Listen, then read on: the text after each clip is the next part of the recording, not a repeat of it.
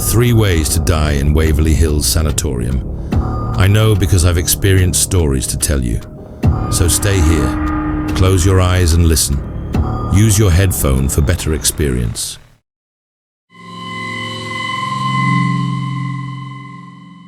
The setting sun cast long shadows through the towering windows of Waverly Hills Sanatorium, transforming the historic Louisville landmark into a maze of darkness and whispered secrets. As a forensic historian specializing in unexplained deaths at medical institutions, I'd investigated dozens of abandoned hospitals across America. But Waverly Hills was different. Its imposing Gothic architecture seemed to pulse with an energy that defied scientific explanation. Dr. Katherine Chen, my research partner, had disappeared within these walls 3 days ago. The local police had conducted a perfunctory search, concluding she had simply left the premises.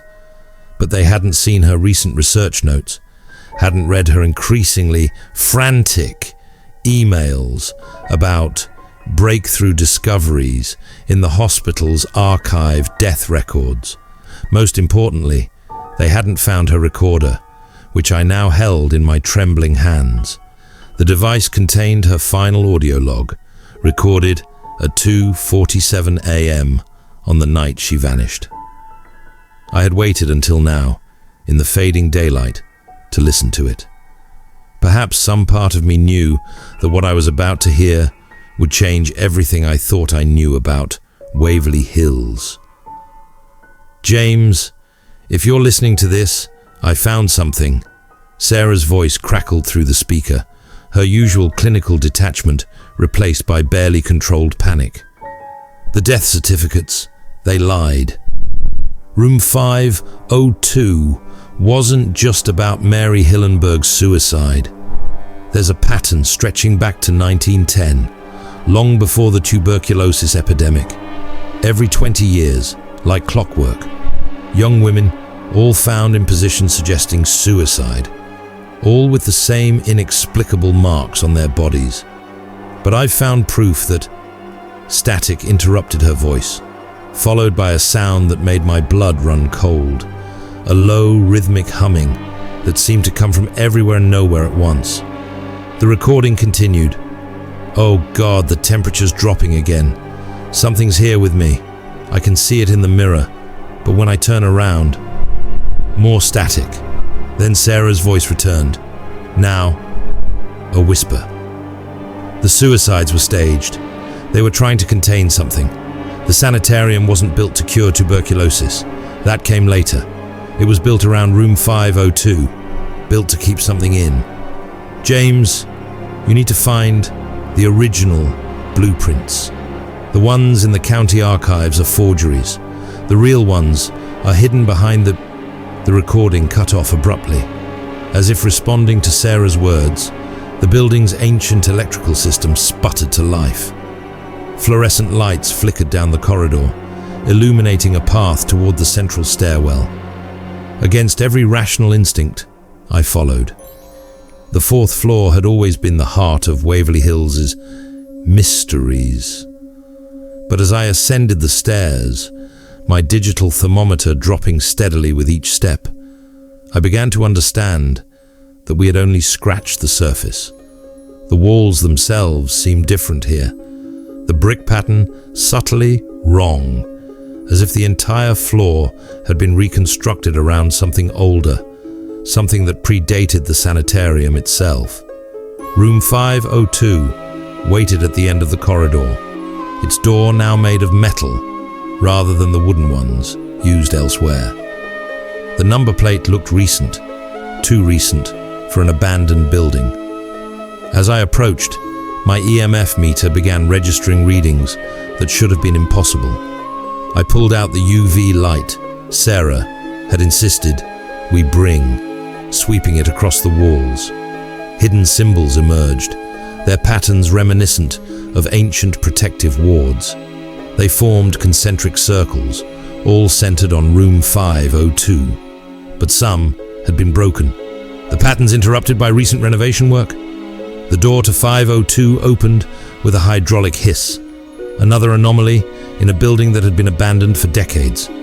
Inside, the room defied all logic. While the rest of Waverly Hills crumbled, this space looked preserved, sterile, more laboratory than hospital room. Banks of modern monitoring equipment lined the walls, their screens displaying data in a language I didn't recognize.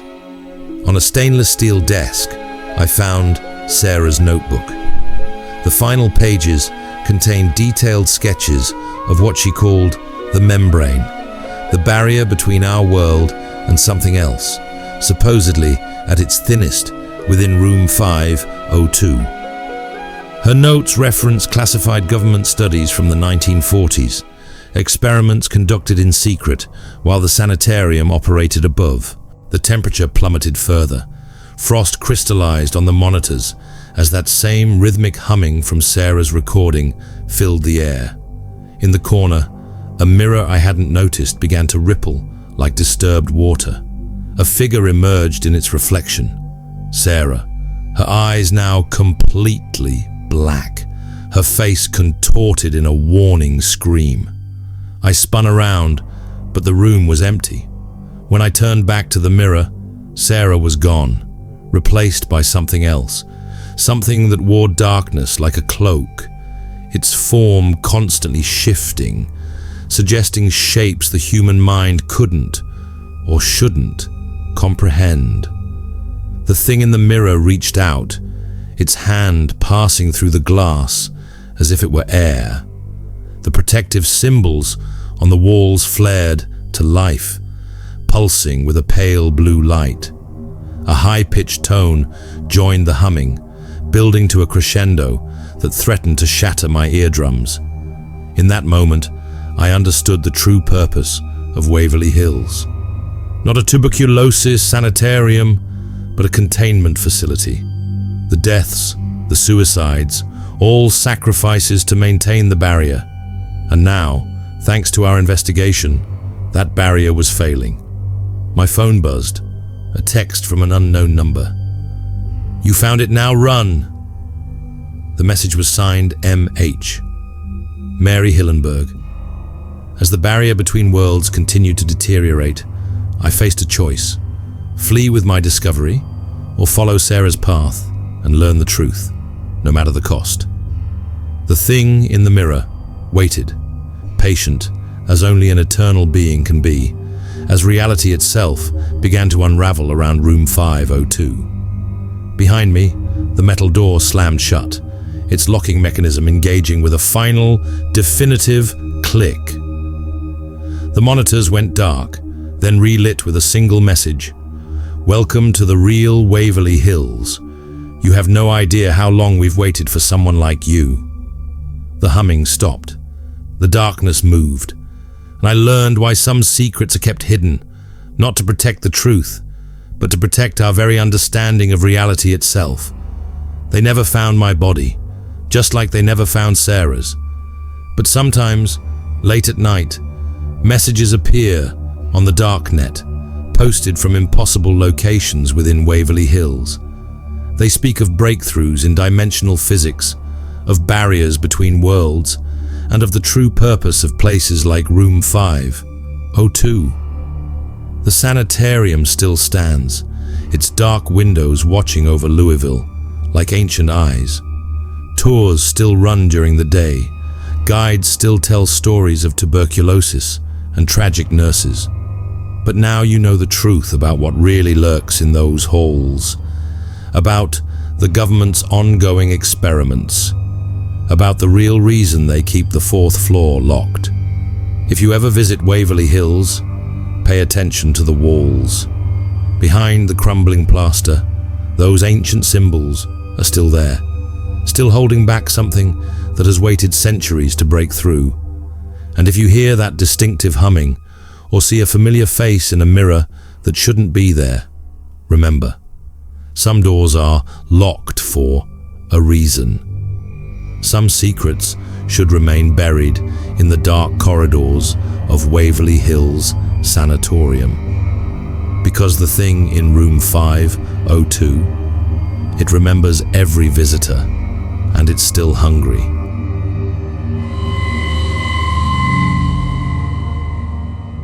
The Louisville State Archives basement holds countless secrets, but none as devastating as what I uncovered in Vault 23B.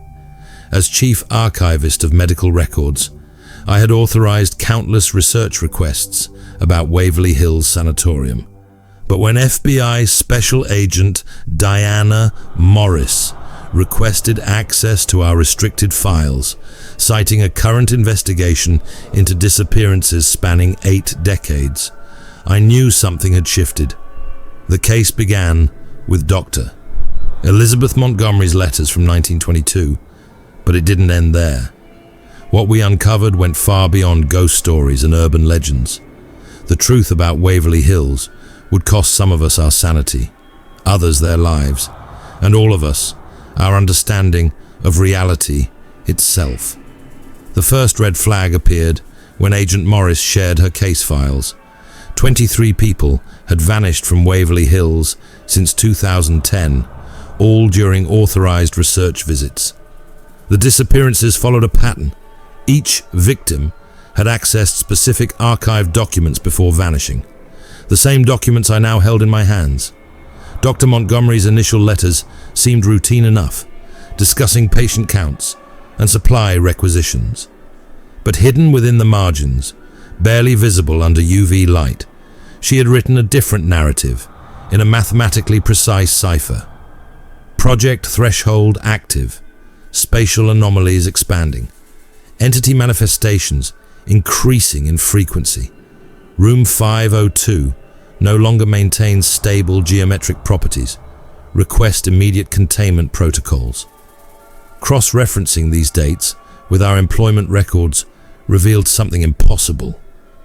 In the month following this letter, 15 nurses had resigned. Their signatures on departure paperwork showed subtle variations, but digital analysis revealed something chilling. All 15 signatures were written by the same hand at the same moment, despite being dated weeks apart. Agent Morris's investigation had uncovered a classified government program, codenamed Project Threshold, operating within Waverly Hills during the tuberculosis epidemic. The official story of a sanatorium was elaborate cover for research into what they termed non-Euclidean space manipulation. Dr. Montgomery's second letter, dated October 3rd, 1922, took on new significance when decoded. Director Harrison, patient Elizabeth Collins's condition confirms our fears. Her catatonic state isn't medical. It's a response to witnessing higher dimensional geometry. The Latin she speaks isn't random. It's identical to the inscriptions found beneath the foundation stones. Carbon dating places those inscriptions at over 10,000 years old. Nurse Hillenberg's disappearance connects to the pattern. Security footage shows her entering room 502 at 3:33 a.m. She exits at 3:33 a.m. on a recording from 3 weeks later. When questioned, she had no memory of the missing time. The symbols she compulsively draws match those found in prehistoric cave systems throughout the region. The specialist team confirms the indigenous warnings. This site marks a thin point between dimensions. The tuberculosis epidemic didn't strike here by chance. The disease weakens more than the body. It deteriorates the natural barriers between worlds. Urgent update. Collins escaped containment. Security found her in 502, surrounded by impossible geometries drawn in her own blood. The symbols pulse with bioluminescence. Something is coming through. God help us all. E.M. Agent Morris disappeared 3 days after sharing these files. Security cameras showed her entering the archive at 2:47 p.m. At 3:33 p.m., every electronic device in the building failed simultaneously.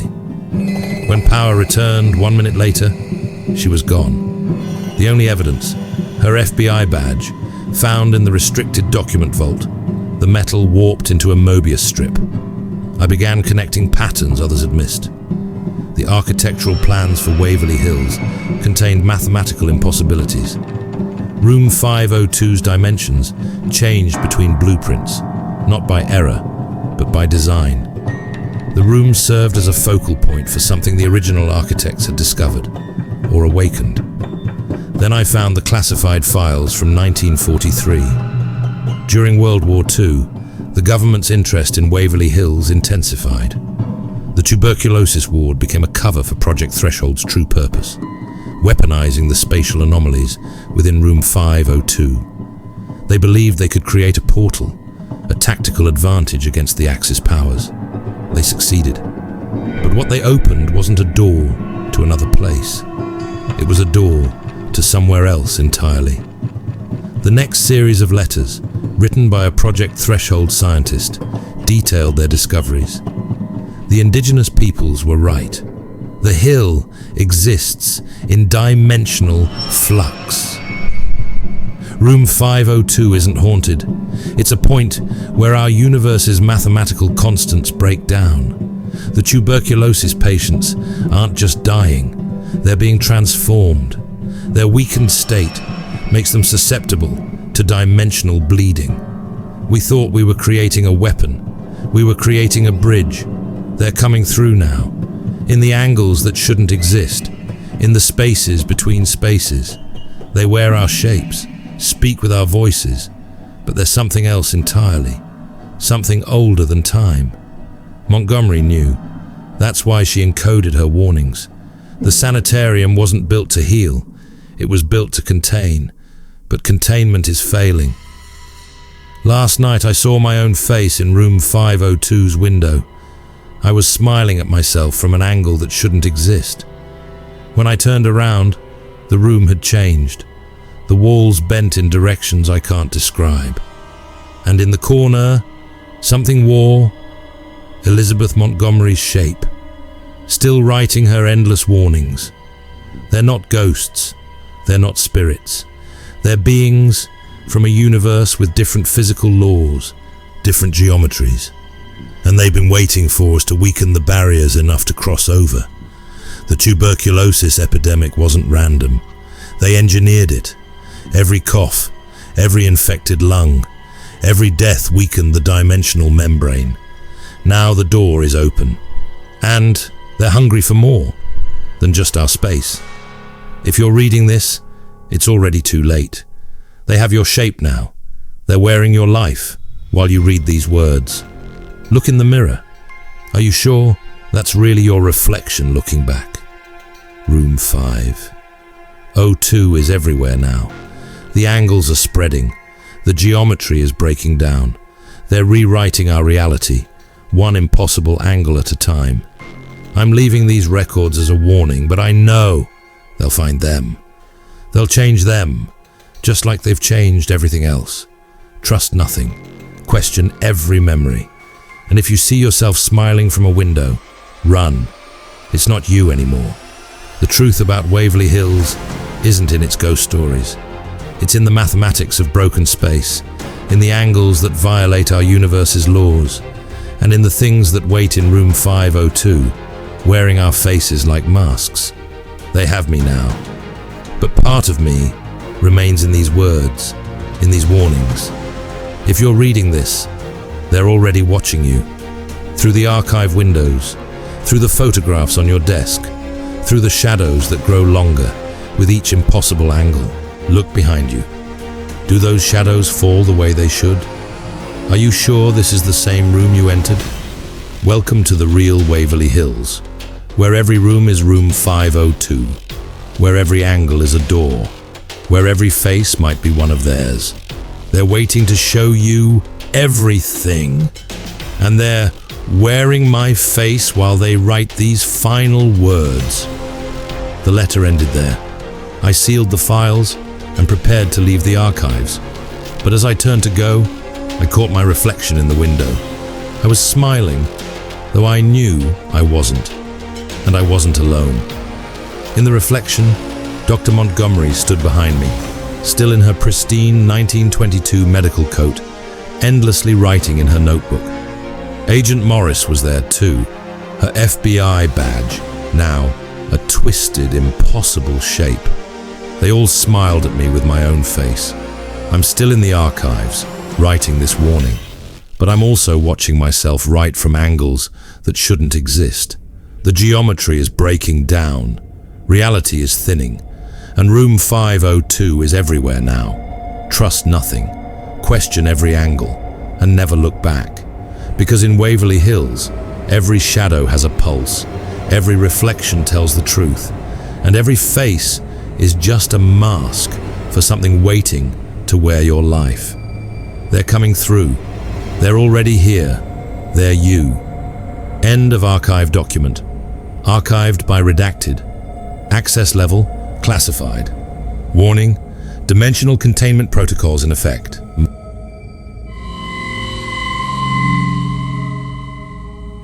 The screams don't start until midnight at Waverly Hills Sanatorium. That's what Emma Bishop, the night security guard, always told new employees. But she never mentioned what happens at 3:33 a.m. when the real horror begins.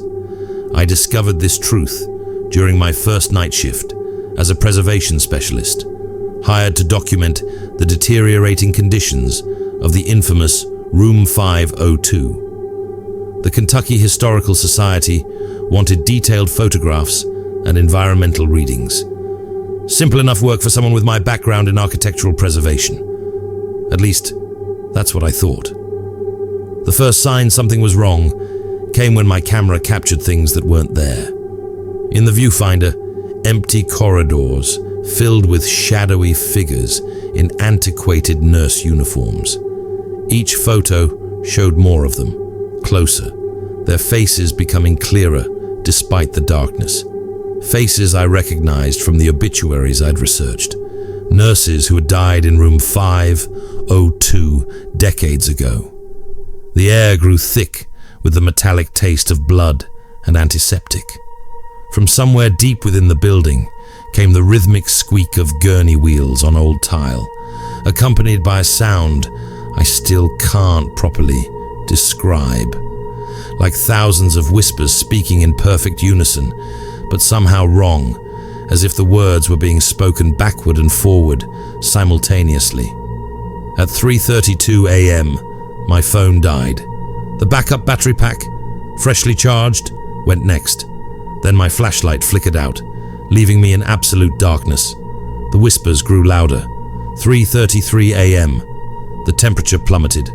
My breath clouded in front of me, illuminated by sickly green glow that seemed to emanate from the walls themselves. The whispers became a chant, and I finally understood the words. The door is open. The harvest begins. The walls of room 502 began to pulse like a living thing. Dark liquid, too thick to be water, too dark to be blood, seeped from between the bricks. It moved against gravity, flowing upward and across the ceiling in patterns that hurt my eyes to follow. The patterns formed symbols I recognized from the old medical records, the same marks found carved into the bones of patients who had died here. A figure stepped through the wall as if it were mist. Dr. Elizabeth Montgomery, still wearing her blood-stained 1922 medical coat, her face a pallid mask of eagerness. Behind her came others, nurses, orderlies, patients, all long dead, all smiling with too many teeth. "We've waited so long for another like you," Dr. Montgomery said, her voice echoing from multiple directions at once. "Someone who can see the truth of what Waverly Hills really is." She held up a medical chart. My name was on it. The admission date listed as 1923. "You've always been here," she explained. "Every version of you, across every timeline. We harvest them all, you see. The tuberculosis was never the disease. It was the cure. It weakened the barriers between worlds enough for us to feed."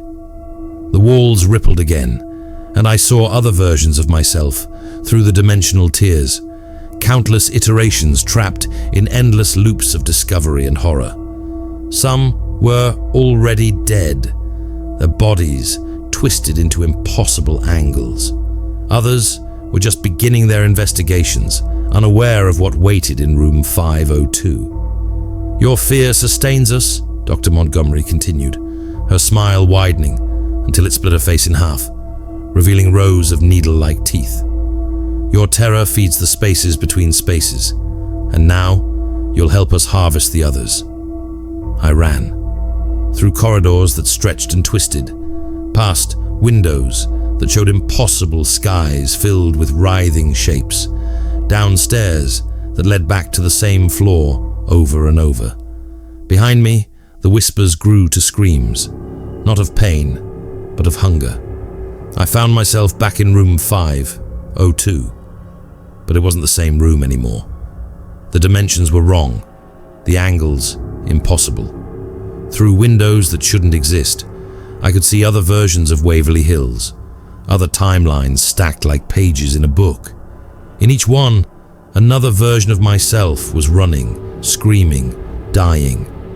Dr. Montgomery's voice echoed from everywhere at once. "The harvest never ends. The door never closes.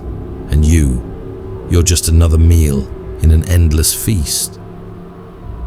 They found my camera the next morning, wedged between walls that supposedly hadn't been opened since 1962. The photos showed everything: the dimensional tears, the harvesting, the true face of what lives in room 502.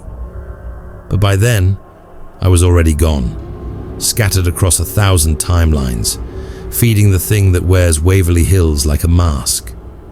Sometimes, late at night, my phone receives text messages from myself, versions that still exist in other timelines, other dimensions. They beg for help, describe new horrors, warn of what's coming. But it's too late. It's always been too late. The door is open. The harvest continues. And in room 502, they're still smiling with my face. The following was found carved into the walls of room 502, the cut still fresh despite the room being sealed for decades. "We are legion across timelines. Each death feeds the space between. Your fear makes us stronger. Your terror makes us real. Welcome to the endless harvest, where every scream echoes forever, and every face is just another mask. For the thing that hungers in room 502, join us, feed us, become us. The door is always open." Security footage shows the room empty, but the screams continue. Every night at 3:33 a.m., another version of me dies, another timeline is harvested, and the thing in room 502 grows stronger. The harvest never ends, and they're always smiling with our faces. Final note from current timeline. If you're reading this, you're already part of the harvest. Look closely at your reflection. Is that really your face smiling back? Or is it one of theirs, wearing your life like a borrowed coat? The door to room 502 isn't just in Waverly Hills anymore. It's everywhere. In every shadow, every mirror, every moment when you think you're alone but feel watched. They're coming for your timeline next, and they're wearing my face while they write these words. Run. End report. Signal lost. Timeline corrupted. Harvest continues.